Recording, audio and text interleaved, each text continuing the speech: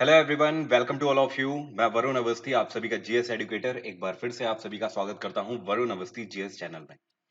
So guys, आज के इस छोटे से वीडियो में मैं आपको यहां पर एक इन्फॉर्मेशन देना चाहता हूं। ये इन्फॉर्मेशन बेसिकली एमएचए की एडवाइजरी से रिलेटेड है। मिनिस्ट्री ऑफ होम अफेयर्स ने अभी एक एडवाइजरी जारी करी हुई है। इस एडवाइजरी में इन्होंने जूम ऐप के बारे में डेफिनेटली बताया हुआ है। ये जो जूम ऐप है, सबसे पहले आपको ये चीज जान लेनी चाहिए कि ये ऐप मेड इन चाइना है। अभी हमारे जो एमएचए है, गृह मंत्रालय है, इनके एडवाइजरी के तहत इन्होंने इस बात को स्पेसिफाई किया है कि zoom is not a safe platform now. इस चीज को मैं इस अकॉर्डिंग यहाँ पर कवर करूंगा। हम लोग यहाँ पर देख सकते हैं 3 प्लेटफॉर्म्स मैंने यहाँ पर ओपन किए हुए हैं। द हिंदू ने इसको कवर किया हुआ है। इसके बाद आप देख सकते हो इकोनॉमिक टाइम्स ने इसको यहाँ पर कवर किया हुआ है, सेम न्यूज को। And then you can say कि द प्रिंट ने भी इसको कवर किया है। सबसे पहले तो हम लोग यहाँ पर इस बारे में बात करेंगे कि एमएचए ने क्या बोला है इसके बारे में और क्यों जूम को आपको यूज नहीं करना है। और अगर आप यूज कर भी रहे हो तो स्टिल जो एमएचए ने एडवाइजरी जारी करी है, उस एडवाइजरी में आपके लिए कुछ रूल्स एंड रेगुलेशंस बताए हुए हैं। उन रूल्स को आपको फॉलो करना चाहिए। तो ये वो एडवाइजरी है जिसके बारे में हम लोग बाद में बात करेंगे। तो इसमें मैं आपको बताऊंगा कि स्टिल अगर आप जूम ऐप यूज कर रहे हो, जैसे कि आप सभी को पता है कि लॉकडाउन की सिचुएशन चल रही है और इसमें हमारी कंट्री में बहुत सारे टीचर्स वगैरह हैं जिन्हें इस टाइम पे घर से क्लासेस लेनी पड़ रही हैं, या फिर आपके फादर या पेरेंट्स, कोई भी जो कि इस टाइम पर घर से काम कर रहे हैं, उन्हें भी अगर वो जूम ऐप यूज कर रहे हैं तो इस बात का ख्याल रखना होगा। तो गाइस, सबसे पहले यहाँ पर बात करेंगे कि द हिंदू किस बात को कवर कर रहा है। एमएचए ने बेसिकली ऐसा क्यों कहा कि zoom is not a safe platform. Actually हुआ क्या कि अभी कुछ टाइम पहले 2 बार ऐसा हो चुका है। एक बार एमएचए की मीटिंग चल रही थी और एक बार आपकी मॉड की मीटिंग चल रही थी, मतलब मिनिस्ट्री ऑफ डिफेंस की मीटिंग चल रही थी। इन दोनों मीटिंग के दौरान ऐसा पाया गया कि जब यहां पर लाइव स्ट्रीमिंग हो रही है जूम ऐप के थ्रू, तो कुछ कॉल डाइवर्टेड होते हुए दिखाई दी। ऐसा पता लगाया हमारे साइबर सेल ने। अब ये जो एडवाइजरी जारी करी गई है, इसमें बार बार जिक्र किया गया है यहाँ पर सीईआरटी का। अब ये सीईआरटी क्या है? ये जितना भी यहाँ पर डिटेल्ड एनालिसिस किया गया है, सारा सीईआरटी के थ्रू ही किया गया है। सीईआरटी है हमारी computer emergency response team of India. इन्होंने ये बात यहाँ पर स्पेसिफाई करी कि जो भी लाइव स्ट्रीमिंग हो रही थी मॉड की and ministry of home affairs की, दोनों कॉल कॉन्फ्रेंसिंग में कई बार कॉल रूट होते हुए देखी गई। गाइस देखो, अब होता क्या है इसको समझो। जब कोई भी कॉलिंग हो रही होती है और सर्वर से कोई अगर हैकर उस पर्टिकुलर कॉल को रिकॉर्ड करना चाहे, तो उस केस में वो क्या करता है कि सर्वर से एक बॉट फिक्स करता है। बॉट एक बेसिकली मैलिशियस प्रोग्राम होता है, या फिर आप उसे नॉर्मल लैंग्वेज में आप उसे वायरस भी बोल सकते हो। हम लोग उसे टेक्निकल टर्म में बॉट बोलते हैं। ओके। बॉट एक ऐसा मैलिशियस प्रोग्राम है जो कि ओवर देयर इंटरनेट आपके सिस्टम पर आ सकता है सर्वर के थ्रू। अब देखो, यहां पर बात समझने वाली ये है कि जूम ऐप चाइना का है। जूम का जहां पर भी सर्वर होगा, उस सर्वर से इसको ट्रिगर किया जा सकता है बॉट को। और आप यहां पर यूज कर रहे हो जूम को, दैट मीन्स कि आप इस टाइम पर जूम के क्लाइंट हो, राइट। ये जितना भी सिस्टम चलता है कंप्यूटर पर ऑनलाइन का, ये सब आपको पता है कि सर्वर और क्लाइंट बेसिस पर चलता है। आप आईआरसीटीसी यूज कर रहे हो, तो आईआरसीटीसी का सर्वर है आपका। आईआरसीटीसी का जो मेन सर्वर है वो मास्टर है उसमें। और आप सभी जो अपनी टिकट बुक कर रहे हो, आप सभी उसके क्लाइंट कहलाओगे। सिमिलरली यहां पर भी हम सब अगर जूम एप्लीकेशन यूज कर रहे हैं या वीडियो कॉन्फ्रेंसिंग यूज कर रहे हैं, तो उस केस में we are the client of Zoom server. तो जूम सर्वर से अगर कोई व्यक्ति बैठकर हमारे सिस्टम की इंफॉर्मेशन लेना चाहे, तो उस केस में वो ओवर देयर इंटरनेट, जिस कॉल से हम उसके सर्वर से कनेक्टेड है, उसी कॉल के थ्रू वो हमारे सिस्टम पर क्या करेगा, एक बॉट ट्रांसफर करेगा। अब ये बॉट इस टाइम पर हमारी जो वीडियो कॉन्फ्रेंस चल रही होगी, इसमें हमें 2 मैनर में मिल सकता है। या तो एक हमें मैसेज के मैनर में मिल सकता है, और या तो फिर कॉल के मैनर में मिल सकता है। दोनों ही केस में अगर हम उसे एक्सेप्ट करते हैं, तो हमें तो लगेगा कि हमने किसी की कॉल को एक्सेप्ट कर लिया या फिर हमने किसी के मैसेज को एक्सेप्ट कर लिया। But actually this was bot. हमने बॉट को एक्सेप्ट कर लिया और बॉट को हमने परमिशन दे दी हमारे सिस्टम में इंस्टॉल होने की। एक बार ये बॉट आपके सिस्टम में इंस्टॉल हो गया, तो वीडियो कॉन्फ्रेंसिंग में जितना भी आपने कन्वर्सेशन किया है, जो भी आपकी डिटेल्स हैं, वो सारी एज इट इज रिकॉर्डिंग के थ्रू जूम सर्वर पर पहुंच जाएगी। ये सिर्फ और सिर्फ इस एप्लीकेशन के साथ नहीं है, ये वर्ल्ड में कोई भी सर्वर साइट एप्लीकेशन होगा, हर एक के साथ ये चीज लिवाई होती है। But the thing is this कि जूम के ऊपर केवल क्यों सवाल उठ रहे हैं, ये सवाल इसलिए उठ रहे हैं क्योंकि जो हमारी सीआरटी है, सीआरटी ने अभी हाल ही में इस बात को स्पेसिफाई किया है कि केवल जूम के वीडियो कॉन्फ्रेंस के ऊपर इस तरीके की कॉल्स मर्जर होते हुए देखी गई हैं। सो यहां पर जो हमारी मिनिस्ट्री ऑफ होम अफेयर्स है, इन्होंने एक एडवाइजरी जारी करी हुई है और पूरे भारत में सभी को जूम कॉन्फ्रेंसिंग जो है दिस इज नॉट सेफ, ये इन्होंने यहां पर पूरे एक तरीके से यहां पर कमिट किया हुआ है और हमें एडवाइस भी करी हुई है। दूसरी चीज, इनकी एडवाइजरी में इन्होंने स्टिल ये भी लिखा हुआ है कि still if you want to use Zoom application then you have to follow some instructions. ये इंस्ट्रक्शंस क्या क्या हैं इसको समझते हैं पहले।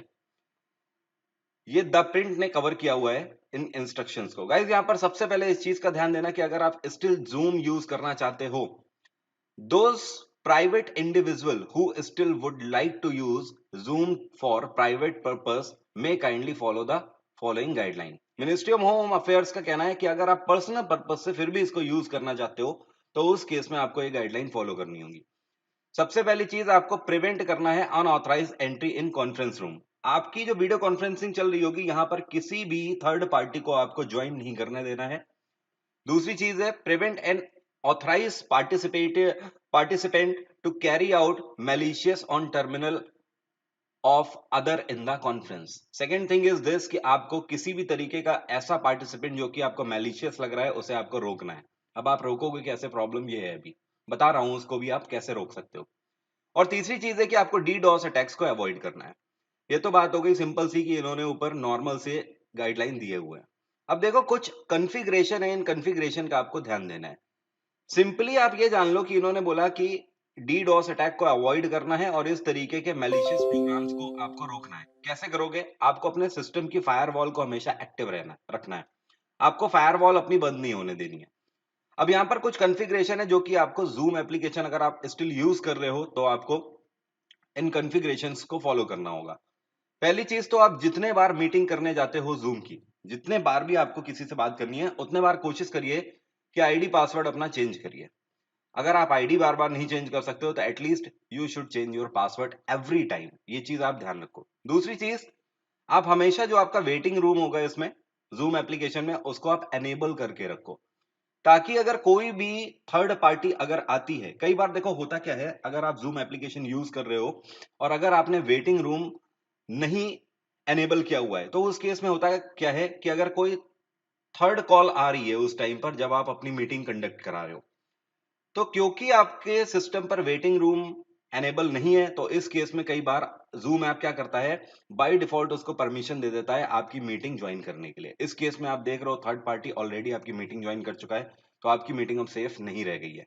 तो इस केस में हमेशा वेटिंग रूम को एनेबल रखें। तीसरी चीज आपको ध्यान रखनी है, डिसेबलिंग ज्वाइन बिफोर होस्ट। जैसे ही आप कॉल को होस्ट करोगे उससे पहले अपनी ज्वाइनिंग डिसेबल कर दो। मतलब कहने का कि जब कॉल चल रही होगी उस टाइम पर एक ये और रिस्ट्रिक्शन लग जाएगा कि कोई थर्ड कॉल अगर होती है तो वो आपकी मीटिंग ज्वाइन नहीं कर पाएगी। कई बार लोग ये भी गलती करते हैं यहाँ पर कि इसे एनेबल करके रखते हैं और बाद में भी तभी जो थर्ड कॉल होती है वो बाय डिफॉल्ट ज्वाइन हो जाती है उसमें। नेक्स्ट आपको क्या करना है, allowing screen sharing by host only. आपको सिर्फ और सिर्फ वही स्क्रीन शेयर करनी है जो कि होस्ट कॉल पर है। कहने का मतलब लाइक मैं अगर कॉल को होस्ट कर रहा हूं तो आपको सिर्फ और सिर्फ मेरे साथ ही स्क्रीन को शेयर करना है, राइट। नेक्स्ट है disabling allow removed participant to rejoin. आपको इस बात को हमेशा डिसेबल रखना है, आपको इस ऑप्शन को डिसेबल रखना है कि कोई भी रिमूव्ड पार्टिसिपेंट होगा वो रीज्वाइन नहीं कर पाएगा। रिस्ट्रिक्टिंग डिसेबलिंग, ये कई बार इसको प्रोग्राम मिररिंग भी बोलते हैं। प्रोग्राम मिरर के थ्रू रीज्वाइन करते टाइम वो ऑप्शन चेंज कर देता है और थर्ड पार्टी ज्वाइन कर लेती है। Restricting disabling file transfer option, आपको कोशिश करिए कि अगर आप पर्सनल यूज के लिए जूम ऐप यूज कर रहे हैं तो जब तक आपको कोई भी फाइल शेयर ना करनी हो तब तक आप फाइल ट्रांसफर वाला जो ऑप्शन है इसको आप डिसेबल करके रखिए।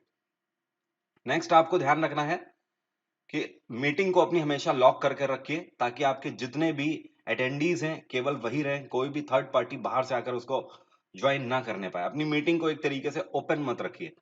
नेक्स्ट है रिस्ट्रिक्टिंग द रिकॉर्डिंग फीचर। अपने रिकॉर्डिंग फीचर को रिस्ट्रिक्ट कर कर रखिए।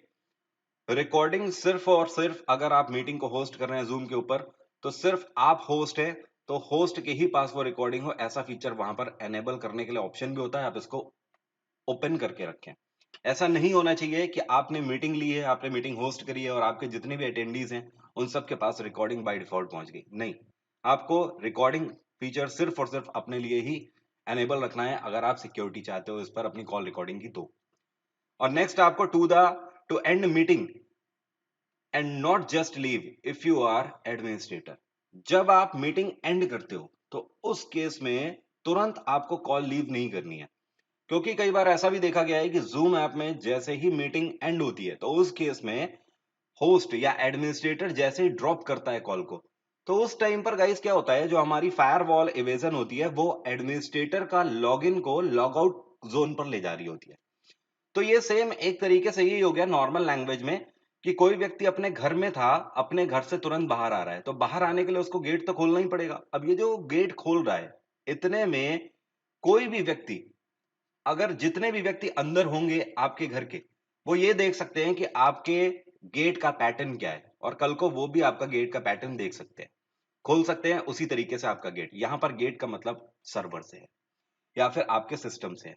ओके, सो अल्टीमेटली ध्यान रखें, अगर आप एडमिनिस्ट्रेटर हैं तो आपके जितने भी अटेंडीज जब तक लॉग आउट ना हो जाएं तब तक आप इसे लॉग आउट ना करें। इस बात को ध्यान रखें।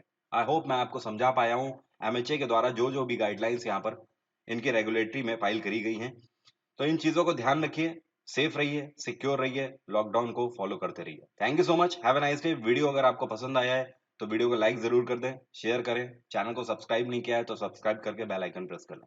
Thank you so much, take care, bye bye.